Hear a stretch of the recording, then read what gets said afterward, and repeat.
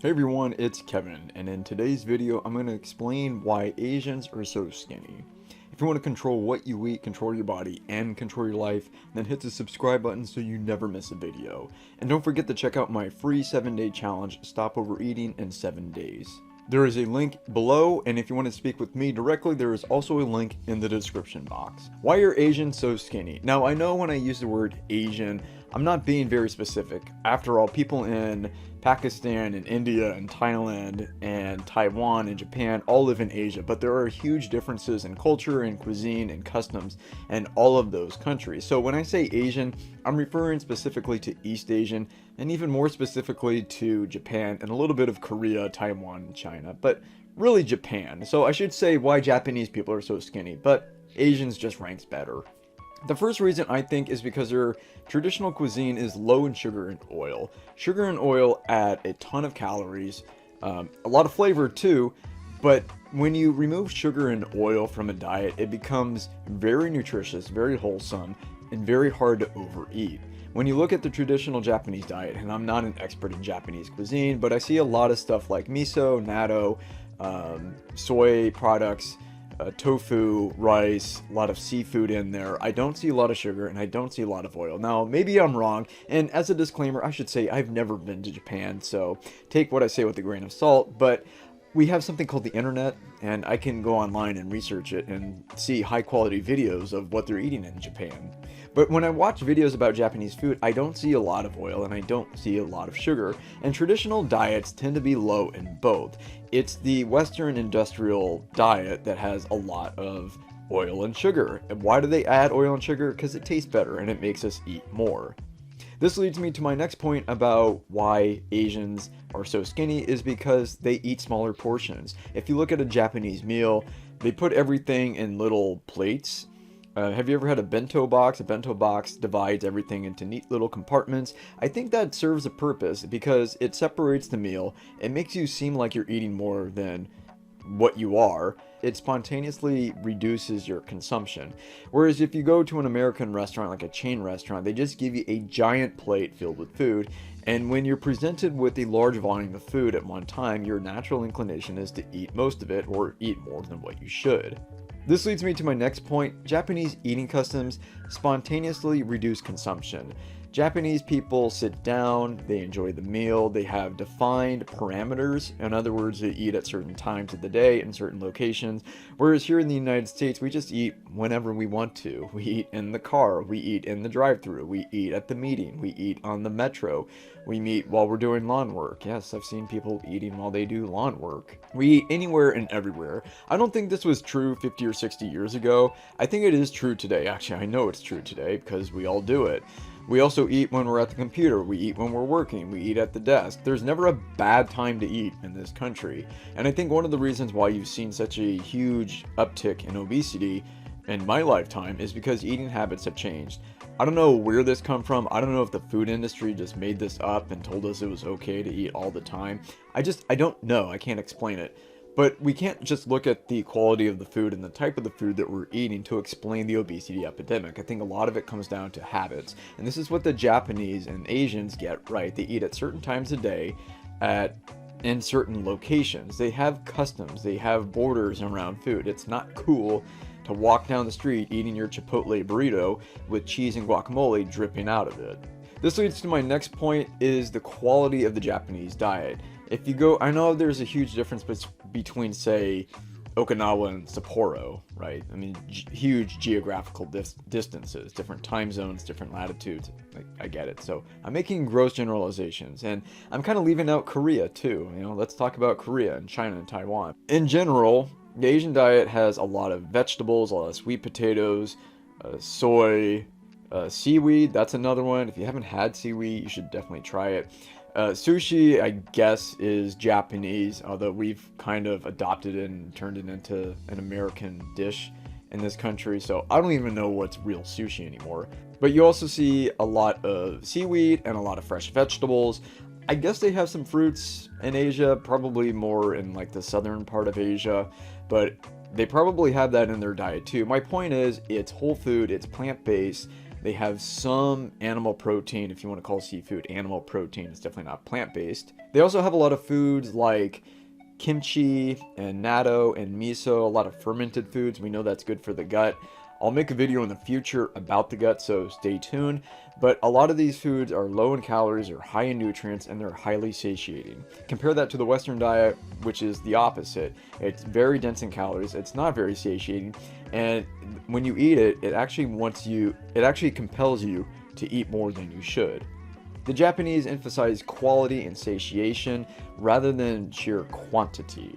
Asian food satiates, American food stimulates, if you want to think of it like that. I know in Okinawa, they reserve pork and meat for Sundays and special occasions. They don't eat it every day. In fact, if you look at the diets of centenarians, people who live 100 years around the world, you find that they eat plant-based diets. They eat some animal products like milk and yogurt and maybe some cheese and some seafood, but it's not a lot. And I think this is one thing that the Japanese get right. Asian cultures in general get right. I think that's why I like it, because I'm more high carb. I don't eat a lot of meat and cheese. But if I had to guess, the majority of calories in Asian cuisine comes from carbohydrates, specifically rice, some noodles, and then a lot of times they eat a principal animal protein. I know in China they eat a lot of pork, and in Japan they eat a lot of seafood. Korea, I'm not quite sure. I've been to Korean barbecues, but is that real Korean? Let me know in the comments below. My point is, they have starch and vegetables at the bottom, and then they have a meat at the top. The thing is, meat is expensive. It's expensive wherever you go. It's expensive to produce. Protein's just expensive. I think that's why a lot of traditional cuisines emphasize carbohydrates, because you can produce a ton of carbohydrates on 1 hectare of land compared to, say, protein. The next thing I want to mention is the Japanese custom of eating until you're 80% full. They have a saying in Japan, it's like hara hachibu or something like that. It means stop eating when you're 80% full. Don't eat until you're stuffed. Don't eat until you have to loosen your belt. That's the way we like it in this country. We like the portions, we like to go to IHOP and get the plate-sized pancakes. We like to get everything big here, especially in states like Texas where everything is bigger. Whereas in Asia, they like to savor their food, they slow down, they eat in a restaurant, they eat with other people, they emphasize the quality, they want to feel satisfied, they're not looking for these giant, massive portions. I imagine that's changing a little bit as these countries westernize and they introduce fast food and industrialized food into the system. I mean, if that's what people want, that's what they want, but I think they're making a huge trade-off. The traditional cuisine is much more satisfying, it's much more nutritious, and it's not conducive to obesity and all of these other chronic diseases that we have in this country. My advice to you is to eat when you are comfortably full, not when you're stuffed. It's okay to do that on Thanksgiving, I guess. I don't think it's that fun. But you shouldn't do it all the time. You shouldn't be like, where you're like sticking your hand down your pants to give you a little bit of like leeway, a little bit between the belt and your belly. That's not a good way of eating. That's not a healthy way of eating, and you're not doing yourself any favors. I say that how you eat is as important as what you eat. Maybe not as important, but it really is important. If you slow down, pay attention to the flavor, pay attention to your fullness factor, only eat until you're 80% full, you're going to spontaneously eat less. You don't even have to change your diet. You don't have to go on some crazy regimen. If you just make those small changes, and you start eating like the Asians, over time, it's going to lead to a massive difference. I'm not saying that if you eat like the Asians, you're going to be petite or small. What will happen is that you will arrive at a healthy body weight spontaneously without any drastic change. It might take a few months, maybe even a year to reach that point, but start focusing on your habits before you start focusing on the quality of your diet. Once you fix your habits, then you can start focusing on quality. Because in the end, if you can't control what you eat, it doesn't matter which diet you're on, you're going to end up eating an entire gallon of ice cream or eating cookies or eating a bunch of other food that you don't need.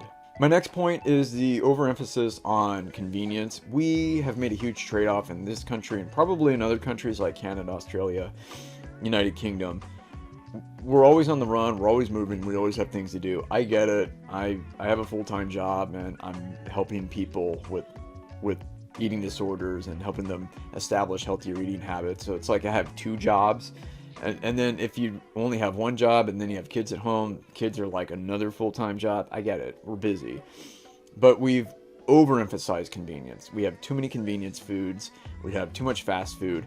I drove by a fast food restaurant the other day, and there were 20 cars in line at 10 o'clock at night. It's like, get your butt out of the car and go into the fast food restaurant to get your 1,000 calorie meal with a ton of oil and a ton of sugar. That's the least you can do. We even have Krispy Kreme donut shops with a drive-thru. It's like, that is the epitome of laziness. We have Starbucks with drive-thru. Everything's drive-thru in this country. We don't want to get out of our cars. We want to eat a junky meal with a bunch of oil and a bunch of fat and a bunch of animal protein, and we want to eat it on the go and then crumble the paper and throw it out the window.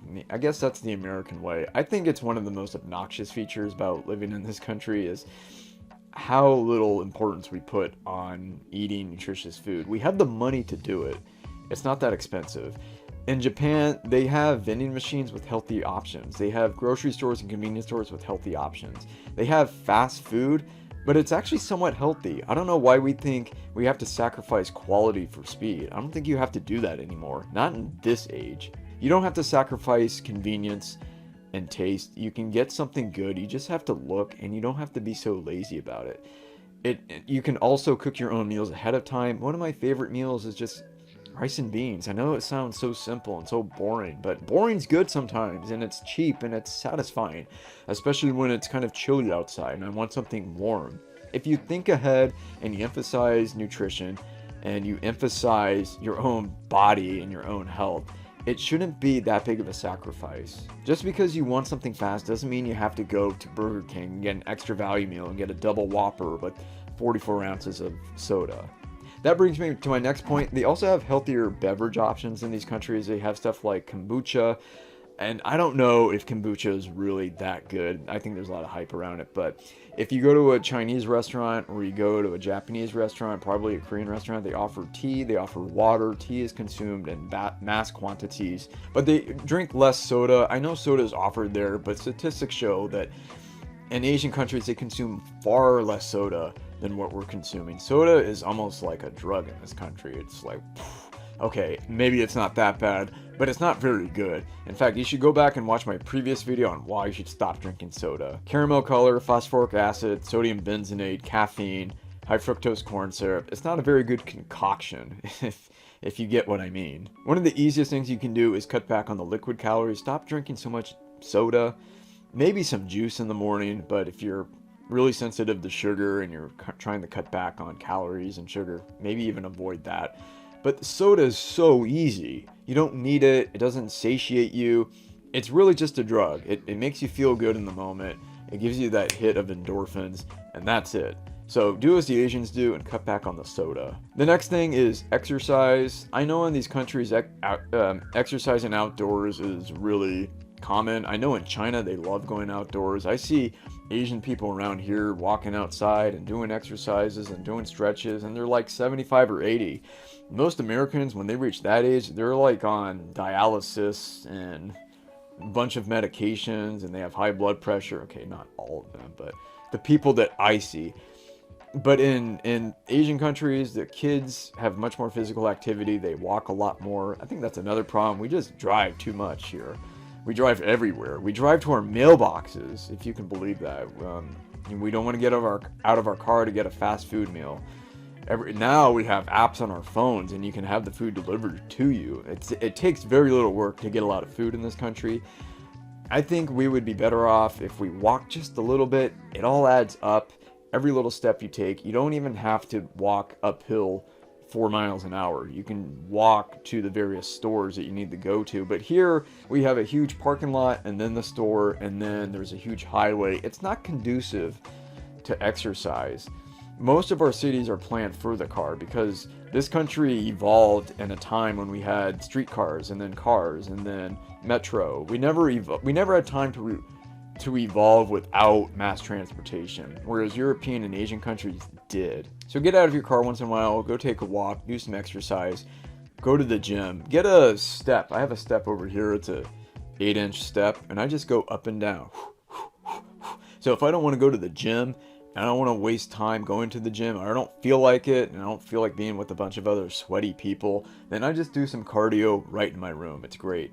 I can do exercise for 15 or 20 minutes, and I don't have to go anywhere. How hard is that? And then I'll give you a little bonus here. It could be soy. Soy, I think there was a lot of hype about soy back 20 years ago. I know it has some isoflavins and some other beneficial properties. I like edamame. That's a good food. I use soy milk too. Tofu is also good, has a good texture. So there is some evidence that chronic consumption of soy, not super high consumption of it, benefits your health in some ways. Other people say that if you eat soy, you're going to get man boobs. I've never had that effect. I don't have man boobs, and I've been consuming soy now for a long time. Chances are you're consuming soy too. There's a bunch of soy lecithin, and it's kind of like a thickener and a lot of things. Most foods these days have some sort of soy product in it. So I don't know. Maybe soy is bad, but I think one of the things that keeps Asian countries, in particularly Japan, really healthy and slim is they eat stuff like nori, which is the wrap you have in sushi, and they eat a lot of the right seafood, and they have seaweed is really beneficial, a lot of iodine in that, sea salt. They also eat a lot of fermented foods, and fermented foods are really good for the gut. And if your gut is healthy, everything else is healthy. The gut is healthy, the brain is healthy, you're probably in good shape. I don't want to spend a lot of time talking about the gut, but that's a topic for another video. So why are Asians so skinny? What do you think? Let me know in the comments below, especially if you've been to Asia. I have not. It's on the bucket list. It's coming soon. But if you've been there, tell me if the information in this video is accurate. Correct me. Tell me where I'm wrong. What are some other reasons why Asians are skinny? Let me know in the comments below. I hope you found this video educational and entertaining. If you liked this video, I'm sure you'll like some of the other videos that you see on the screen. Click one of them, and I'll see you there.